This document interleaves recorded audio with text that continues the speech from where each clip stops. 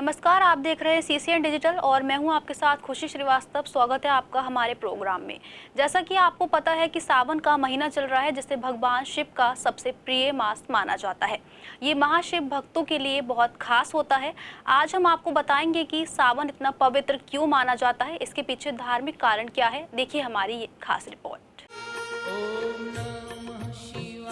सावन, जिसको श्रावण माह भी कहा जाता है, हिंदू धर्म में अत्यंत पवित्र और महत्वपूर्ण माना जाता है। ये महीना विशेष रूप से भगवान शिव को समर्पित होता है। हिंदू पंचांग के अनुसार ये 5वां महीना होता है और आमतौर पर जुलाई अगस्त के महीनों में पड़ता है। इस दौरान शिव भक्त विशेष भक्ति और उत्साह के साथ भगवान शिव की आराधना करते हैं। सावन के महीने में पड़ने वाले सोमवार, जिन्हें श्रावण सोमवार कहा जाता है, विशेष रूप से महत्वपूर्ण होते हैं।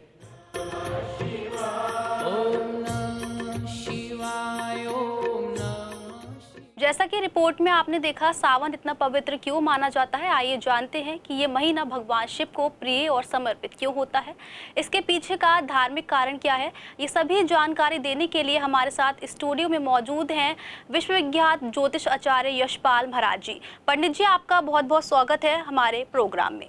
पंडित जी, सबसे पहले जानना चाहेंगे कि सावन महीने का धार्मिक महत्व क्या है। ओम त्र्यंबकं यजामहे सुगंधिं पुष्टिवर्धनम् उर्वारुकमिव बन्धनान् मृत्योर्मुक्षीयमामृतात्। प्रिय दर्शकों, सावन के पावन महीने की आप सभी को बहुत बहुत शुभकामनाएं, क्योंकि भगवान शिव को ये माह बहुत प्रिय है। इस महीने में जो लोग भगवान शिव की विधि के साथ में पूजा करते हैं, भगवान शिव का रुद्राभिषेक करते हैं, ब्राह्मणों के द्वारा विधि के साथ में रुद्राभिषेक करवाते हैं, उनकी समस्त मनोकामना देवादिदेव महादेव, कालों के काल महाकाल भगवान शिव अति शीघ्र प्रसन्न होकर के पूर्ण करते हैं। सावन का महीना आप देखते होंगे, चारों तरफ हरियाली दिखाई देती है, पूरे महीने वर्षा होती रहती है, यानी कि हर जीव प्रसन्न होता है। इस महीने में भगवान शिव ने हलाहल का पान किया था सावन के महीने में, और उनका कंठ नीला पड़ गया था, इसलिए भगवान का नाम नीलकंठ भी रखा गया। और नीलकंठ महादेव का इंद्र देवता ने, समस्त देवताओं ने अभिषेक किया था। इसीलिए देखते होंगे सावन के महीने में खूब बारिश होती है। इसलिए प्रिय दर्शकों, ये महीना भगवान शिव को समर्पित है। इस महीने में आप अधिक से अधिक भगवान शिव की पूजा करें, उनका रुद्राभिषेक करवाएं। पंडित जी, दर्शकों को ये बताइए कि भगवान शिव को सावन का महीना प्रिय क्यों है।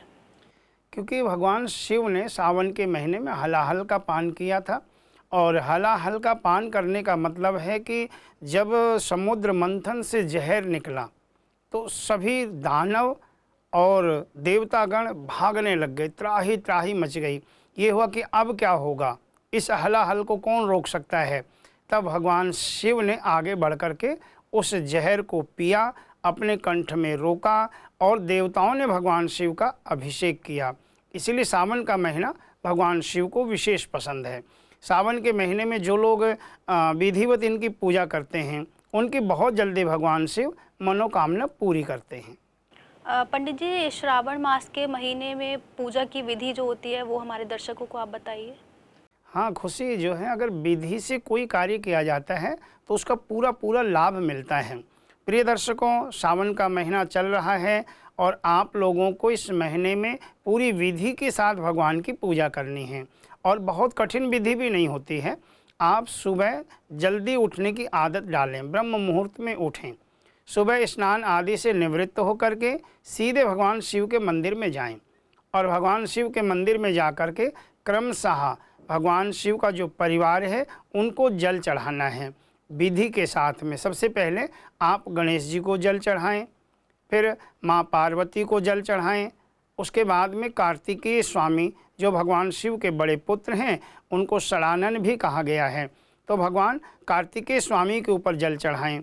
उसके बाद में नंदीश्वर जो वृषभ देवता दरवाजे पे पहरा देते हैं, बिना नंदी की कृपा के, बिना नंदी की इच्छा के आप भगवान शिव से नहीं मिल सकते हैं। इसीलिए नंदीश्वर के ऊपर जल चढ़ाना चाहिए। फिर उनके गण हैं, वीरभद्र स्वामी हैं और नंदी भृंगी बहुत सारे गण हैं, चंड नाम के गण हैं और कीर्ति मुख नाम के गण हैं। उन सब गणों के नाम से भगवान शिव के आगे थोड़ा सा जल चढ़ा दें। फिर आप जो नाग देवता हैं उनके ऊपर जल चढ़ाएंगे। उसके बाद में भगवान शिव को आपने जल समर्पित करना है ओम नमः शिवाय बोलते हुए। ओम नमः शिवाय पंचाक्षरी मंत्र है और इस मंत्र से जब आप जल चढ़ाएंगे तो भगवान शिव बहुत प्रसन्न होते हैं। स्नान कराने के बाद में भगवान को पंचामृत, दूध, दही, शहद, घी और उसमें मीठा मिला करके 5 चीज़ें मिला के पंचामृत बना करके लेके जाएंगे आप। और पंचामृत से ऐसे ही स्नान करवाना है जैसे आपने जल चढ़ाया था। उसके बाद फिर शुद्ध जल लेकर के फिर से स्नान करवा दें। कलावा या वस्त्र ले जा करके आप भगवान के पूरे परिवार को वस्त्र धारण करवाएं। उसके बाद में जनेऊ जरूर लेकर के जाएं। गणेश जी को जनेऊ पहनाएं और भगवान शिव को जनेऊ पहनाएं। इसको ब्रह्म सूत्र कहा जाता है। अगर आप भगवान शिव को जनेऊ पहनाते हैं तो आपका परिवार सुरक्षित हो जाता है, आपके परिवार का एक कवच बन जाता है। तो फिर किसी की हाय, नज़र, किए कराए का, टोने टोटके वगैरह का असर आपके परिवार पे नहीं होता है। फिर आप पूरे परिवार को तिलक लगाएं। तिलक लगाते समय कुछ सावधानियां बरतने की आवश्यकता है। सभी जितने भी गणेश जी हैं, माता पार्वती हैं, कार्तिकेय स्वामी हैं, नंदीश्वर हैं, गण हैं, उनको आप रोली का टीका लगाएं। शिवलिंग के ऊपर आपको रोली का स्पर्श नहीं करना है।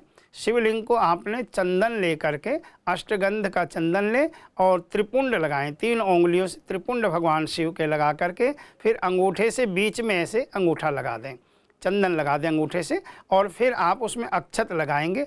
अक्षत का मतलब साबुत चावल। फिर आप फूल माला भगवान जी को समर्पित करें, फूल चढ़ा दें। धूप, दीप, नैवेद्य जो भी सामग्री लेके गए वो चढ़ाएं। गणेश जी को दूब बहुत पसंद है और भगवान शिव को बेलपत्र बहुत पसंद है, तो गणेश जी को दूब चढ़ाएं और भगवान शिव को बेलपत्र चढ़ाएं। क्योंकि त्रिदलम त्रिगुणाकारम, ये जो बेलपत्र होता है ये 3 पत्तों का होता है, तीनों गुण इसके अंदर विद्यमान होते हैं। और कोमलइस तथा, कोमल होना चाहिए पत्ता, तो भगवान शिव को बेलपत्र चढ़ाएं। उसके बाद में कुछ दक्षिणा चढ़ा करके प्रार्थना करें, पुष्प लेकर के कि हे देवादिदेव, हे महादेव, हे कालों के काल महाकाल भगवान शिव, आपकी कृपा से आज मैंने विधिवत आपकी पूजा की है। ये पूजा मैं आपको ही अर्पित करता हूँ या अर्पित करती हूँ। ऐसे बोलते हुए आप भगवान शिव को पुष्प चढ़ा दें। देखिए आप भगवान शिव की कृपा आपके ऊपर होगी और दिनों दिन आपके घर में उन्नति होती चली जाएगी। कोई बीमारी है, रोग है, कष्ट है, पीड़ा है, ये सब आपके परिवार से गायब हो जाएंगे। पंडित जी, सावन के महीने में कहा जाता है कि कुछ चीज़ें ऐसी होती हैं जो नहीं करनी चाहिए, तो ऐसे में आप हमारे दर्शकों को बताएं कि क्या करें और क्या ना करें। प्रिय दर्शकों, सावन का महीना शुद्धता मांगता है और इस चीज़ का ध्यान रखना है कि घर में आपको आलस नहीं करना है। मांस, मदिरा आदि का प्रवेश घर में नहीं होना चाहिए। लहसुन प्याज को भी जो है ना तामसी माना गया है, तो इसी लहसुन प्याज का घर में सेवन नहीं होना चाहिए। इन चीज़ों का ध्यान रखना है। क्रोध नहीं करना है। थोड़ा सा क्रोध आपकी दिन भर की हुई पूजा को समाप्त कर देता है। क्रोध नहीं करना है, आलस्य नहीं करना है। और करना क्या है, आपको सुबह जल्दी उठना है, भगवान की पूजा करनी है, भगवान के मंत्रों का जाप करना है। अधिक से अधिक आप मंत्रों का जाप करें। किसी गरीब को आप भोजन करा दें, किसी प्यासे को पानी पिला दें, कुछ न कुछ दान पुण्य भी आपको करना चाहिए। तो इसलिए इस चीज़ का ध्यान रखना है, घर में लहसुन प्याज आदि का सेवन पूरे सावन के महीने में ना किया जाए। पंडित जी, पूजा के समय किन किन मंत्रों का जाप करना चाहिए?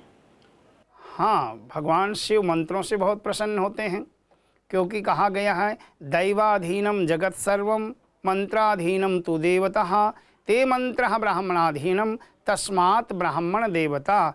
ब्राह्मण को देवता क्यों माना गया? क्योंकि उनके पास में मंत्र होते हैं। सारा जगत, सारा संसार देवताओं के वशीभूत है। देवता जैसा चाहते हैं वैसा होता है, और वही देवता मंत्राधीनम, वो मंत्रों के अधीन रहते हैं। जहाँ मंत्र बोले जाते हैं वहाँ देवताओं को आना पड़ता है और भक्तों की मनोकामना पूरी करनी पड़ती है। तो भगवान शिव के जो विशेष प्रिय मंत्र हैं वो आपको मैं बता दूं। एक तो आप ओम त्र्यंबकम यजामहे सुगंधिम पुष्टिवर्धनम उर्वारुकमिव बंधनान् मृत्योर्मुक्षीयमामृतात्, ये मृत्युंजय मंत्र है भगवान शिव का। इसको जाप करने से आपको बहुत ताकत मिलेगी, आपका आत्मविश्वास बहुत बढ़ेगा और आपके अंदर भक्ति बढ़ेगी, धन संपत्ति का आपके यहाँ अंबार लग जाएगा। मतलब ऐसा मंत्र है, पूरे विश्वास के साथ में इस मंत्र का जाप किया जाए तो लगता है इतना बड़ा मंत्र आप नहीं कर सकते हैं, तो फिर आप पंचाक्षरी मंत्र ओम नमः शिवाय, ओम नमः शिवाय, चलते फिरते उठते बैठते आप इस मंत्र का निरंतर जाप कर सकते हैं। अथवा ओम रुद्राय नमः, ओम रुद्राय नमः, इन मंत्रों का आप जाप करके भगवान शिव की कृपा प्राप्त कर सकते हैं। पंडित जी, हमारे दर्शकों को बताइए कि रुद्र अभिषेक का क्या लाभ मिलता है? हाँ, रुद्राभिषेक से अनेकों कामनाएं पूरी होती हैं। जैसे कि रुद्राभिषेक भी कई प्रकार के होते हैं। अगर व्यक्ति को संतान की इच्छा है तो उसके लिए अलग रुद्राभिषेक होता है। संतान सुख नहीं है तो फिर उसका विधि के साथ में जो ना दूसरी प्रक्रिया से रुद्राभिषेक कराया जाता है। और वो प्रक्रिया क्या होती है, चावलों को उबाल करके, और जो चावलों का माड़ होता है उस माड़ से भगवान शिव का अभिषेक किया जाता है। तो उससे संतान की कामना पूरी होती है, बहुत जल्दी इच्छा पूर्ति होती है। ऐसे ही धन संपत्ति के लिए गन्ने के रस से भगवान शिव का अभिषेक कराया जाता है। गन्ने का रस माँ लक्ष्मी को बहुत प्रिय है, गन्ना माँ लक्ष्मी चूसती हैं। कार्तिक के महीने में ब्राह्मण देवता जगह जगह गन्ने की कथा सुनाते हैं, तो गन्ना माँ लक्ष्मी को बहुत पसंद है। तो गन्ने के रस से भगवान शिव का अभिषेक होता है, तो उससे आपके यहाँ लक्ष्मी की वृद्धि होती है, धन संपत्ति की वृद्धि होती है। ऐसे अगर कोई शत्रुओं से बहुत त्रस्त है, अकारण ही कोई शत्रु आपको सता रहा है, तो फिर सरसों के तेल से भगवान शिव का अभिषेक होता है। तो ऐसे रुद्राभिषेक भी अलग अलग कामना के लिए अलग अलग वस्तुओं से किए जाते हैं। रुद्राभिषेक का मतलब हो गया रुद्राष्टाध्यायी का पूरा पाठ होता है। शुक्ल यजुर्वेद संहिता है जो, उसमें से रुद्राष्टाध्यायी 8 अध्याय लिखे गए हैं। इन 8 अध्यायों से भगवान शिव का अभिषेक होता है। यजमान श्रृंगी लेकर के बैठते हैं, उसमें दूध, जल या गन्ने का रस, जिस चीज़ से कर रहे होते हैं अभिषेक, वो चीज़ें वस्तु श्रृंगी में डाली जाती हैं और श्रृंगी से भगवान शिव के ऊपर धारा चलती रहती है। ब्राह्मण रुद्राष्टाध्यायी का पाठ कर रहे होते हैं, तो इससे भगवान रुद्र बहुत जल्दी प्रसन्न होते हैं। उनका अभिषेक होते ही वो भक्तों की मनोकामना पूर्ण कर देते हैं। पंडित जी, जैसा कि कुछ बच्चे होते हैं जिनका पढ़ाई वगैरह में या किसी काम में मन नहीं लगता है, तो उनके लिए कुछ विशेष उपाय? हाँ, विद्यार्थियों के लिए बहुत अच्छा प्रश्न आपने किया है, क्योंकि आजकल पढ़ाई भी बहुत कठिन हो गई है। पहले शारीरिक मेहनत बहुत अधिक थी, बच्चे खेलते थे, उछल कूद करते थे, शारीरिक थकान होती थी तो समय से सो जाते थे, सुबह जल्दी उठते थे तो पढ़ा करते थे। आजकल क्या है कि शारीरिक परिश्रम बिल्कुल ख़त्म होता जा रहा है। ज़्यादातर बच्चे मोबाइल में टाइम दे रहे हैं, लैपटॉप में टाइम दे रहे हैं, रात को सोने का कोई समय निश्चित नहीं है, फिर सुबह उठने का समय निश्चित नहीं है, दिन भर फिर आलस बना रहता है। एक कारण तो ये है। अब इस कारण को तो नहीं मिटाया जा सकता, क्योंकि समय के साथ में लोग चल रहे हैं। यहाँ पे एक बहुत सटीक उपाय मैं उन विद्यार्थियों के लिए बताता हूँ जिनको शिक्षा में बहुत दिक्कतें आ रही हैं, पढ़ रहे हैं और याद नहीं हो रहा है, या याद तो कर लिया, जब पेपरों में बैठने के लिए गए तो वहाँ जा कर के होपलेस हो गए, वो सब कुछ भूल गए जो कुछ याद करके आए थे, ऐन वक्त पे अच्छे से नहीं लिख पाते हैं। तो उन सब लोगों के लिए एक विशेष मंत्र मैं यहाँ पे बता रहा हूँ, और ये मंत्र है ओम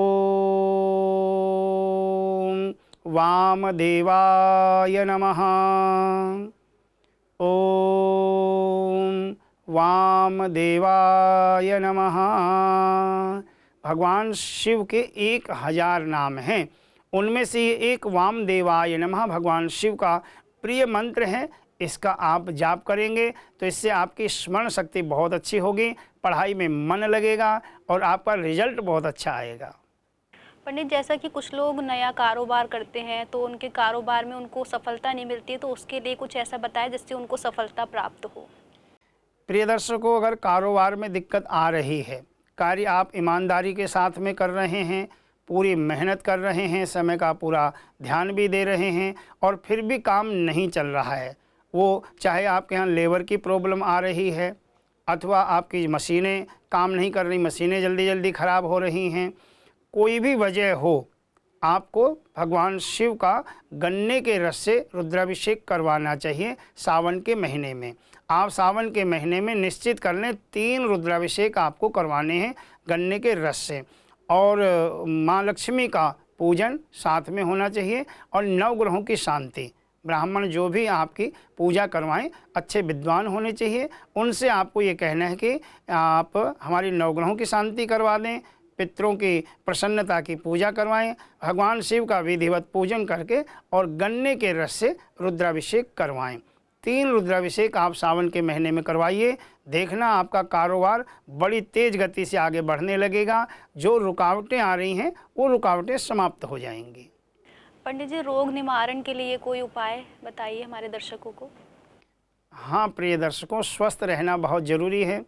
अगर शरीर ठीक नहीं है तो सामने 56 भोग भी रखे हों तो सब व्यर्थ हैं, खाने को जी नहीं करेगा, छूने को जी नहीं करेगा।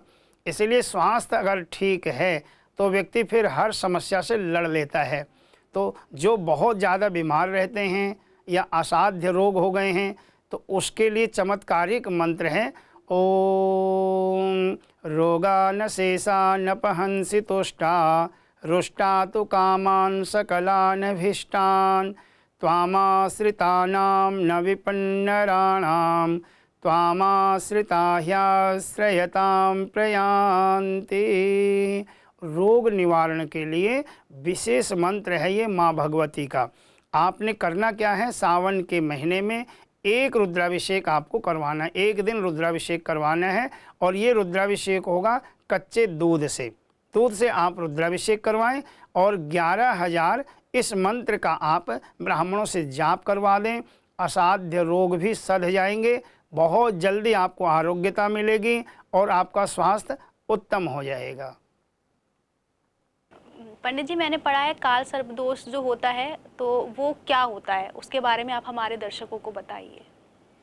प्रिय दर्शकों, बहुत अच्छा प्रश्न आप लोगों के लिए किया है इन्होंने, क्योंकि ये जो हमारी जन्म कुंडली बनती है ये एक किस्म से दर्पण है, शीशा है, जिसमें सब कुछ साफ हो जाता है।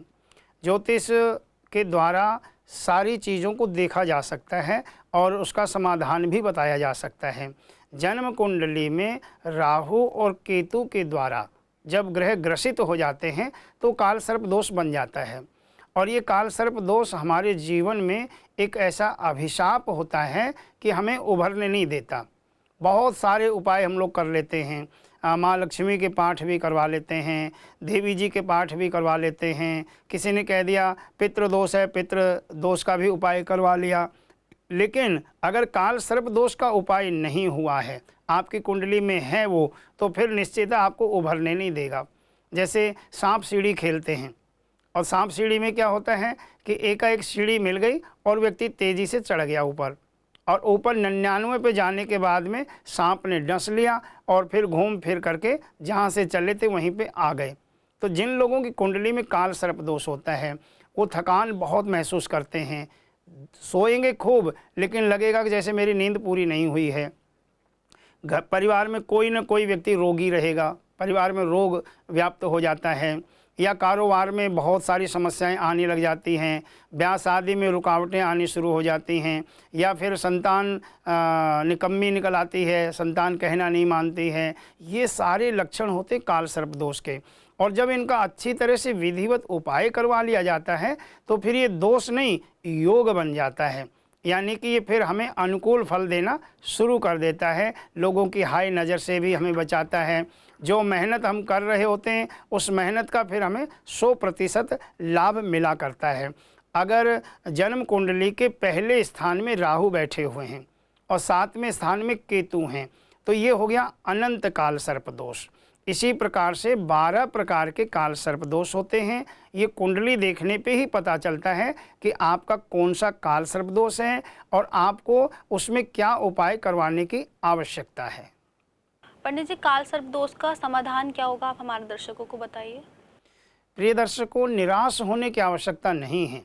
अगर आपकी जन्म कुंडली में काल सर्प दोष है तो आप अपनी जन्मपत्री दिखवाएं और आपकी जन्मपत्री देख करके पहले तो ये बताया जाएगा कि आपकी जन्मपत्री में कौन सा काल सर्प दोष है। 12 काल सर्प दोषों में से कौन सा है। जैसे 7वें स्थान में राहु हैं और पहले स्थान में केतु हैं तो फिर तक्षक काल सर्प दोष बन जाता है और तक्षक काल सर्प दोष सबसे खतरनाक माना जाता है। तो ऐसी स्थिति में क्या होता है, नाग पंचमी के दिन 29 जुलाई की नाग पंचमी है। नाग पंचमी के दिन विशेष करके पार्थिव शिवलिंग बना करके उनका विधिवत पूजन होता है, नवग्रहों का पूजन होता है, काल सर्प दोष का पूजन होता है। नाग नागिनी, कुशा के नाग नागिनी बना करके उनकी विधिवत पूजा की जाती है। और ओम नकुलाय विद्महे विषदंताय धीमहि तन्नो सर्पः प्रचोदयात्, इस मंत्र से विषदंश किया जाता है, उसका पूरा जहर निचोड़ दिया जाता है ताकि आपके जीवन में इस काल सर्प दोष का कोई दुष्प्रभाव न रहे। तो ये होगा 29 जुलाई यानी कि नाग पंचमी के दिन। अथवा आप सावन के महीने में ब्राह्मणों से 1.25 लाख नाग गायत्री का जाप करवाएं तो भी इसकी पूर्ण रूप से शांति हो जाती है। तो इस प्रकार आप कोशिश करें कि 29 तारीख में नाग पंचमी के दिन इसका समाधान अवश्य करवाएं। पंडित जी, मैंने ऐसा भी सुना है कि काल सर्प दोष की पूजा एक बार में पूरी नहीं होती है, उसको मतलब कराना चाहिए 3-4 साल में, तो ऐसा कुछ होता है? जी हाँ, वैसे तो नाग पंचमी पे जब पूरे विधान के साथ में ये कार्य कर दिया जाता है, क्योंकि इसमें सुबह जल्दी पूजा शुरू हो जाती है और बहुत देर तक चलती है इसकी पूजा। इसमें क्या होता है, पूरा ग्रहों की स्थापना की जाती है, ओमकार, स्वास्तिक, श्री, नवग्रह आदि ये सब बनाए जाते हैं। फिर उनका 1650 से पूजन होता है। ऐसे माटी के शिवलिंग बनाए जाते हैं जिनको पार्थिव शिवलिंग बताया जाता है और फिर उनका पूरा परिवार साथ में बनाया जाता है। उनकी पूरी विधिवत पूजा करके और अभिषेक होता है, विषदंश होता है और फिर हवन होकर के पूर्णाहुति हो जाती है। इससे क्या होता है कि व्यक्ति का पूर्ण रूप से काल सर्प दोष कट जाता है। लेकिन फिर भी आगे भविष्य में लगता है कि हाँ थोड़ी थोड़ी समस्याएं फिर आ रही हैं तो दोबारा फिर इसको करवा लेना चाहिए, इसमें कोई दिक्कत नहीं होती है। पंडित जी, जाते जाते हमारे दर्शकों के लिए कोई संदेश? प्रिय दर्शकों, आप लोगों के लिए CCN डिजिटल से बहुत कुछ आप लोगों के लिए दिया जाता है, बहुत कुछ बताया जाता है। और ये हमारा जो कार्यक्रम है इसमें मैं जाते जाते यही कहूँगा, भगवान शिव को आप लोग जब जल चढ़ाते हो, उनके ऊपर बेल पत्र चढ़ाते हो तो कुछ सावधानियां बरतने की आवश्यकता होती है। मैं बहुत लोगों को देखता हूँ, लोटा जल का लेके गए, जाके भगवान के ऊपर फेंका जल और चल दिए वहाँ से। तो ऐसे नहीं, भाव से निवेदन करते हुए आप उन पे एहसान नहीं कर रहे हो, क्योंकि जल आप चढ़ाने जा रहे हो ना तो अपने घर परिवार की सुख शांति के लिए। तो प्यार से निवेदन करते हुए भगवान के ऊपर जल चढ़ाएं। उसके बाद जो थैली लेके गए हो आप, जिसमें फूल माला बेलपत्र वगैरह लेके गए हो, उस थैली को संभाल के अपने पास रखो, कहीं कूड़ेदान में डालो। ऐसा नहीं कि पूजा करी और वो थैली वहीं पे मंदिर में फेंक करके आ गए। कूड़ा फैलाना नहीं है, स्वच्छता का ध्यान रखना है। तीसरी बात, जो बेलपत्र आप लेकर के गए हैं, डंडे सहित बेलपत्र भगवान शिव पे नहीं चढ़ाना चाहिए। कुछ लोग होते हैं डंडे सहित चढ़ा देते हैं। डंडे सहित बेलपत्र चढ़ाने का मतलब होता है भगवान शिव के सिर पे डंडा मारना, इतना दोष लगता है।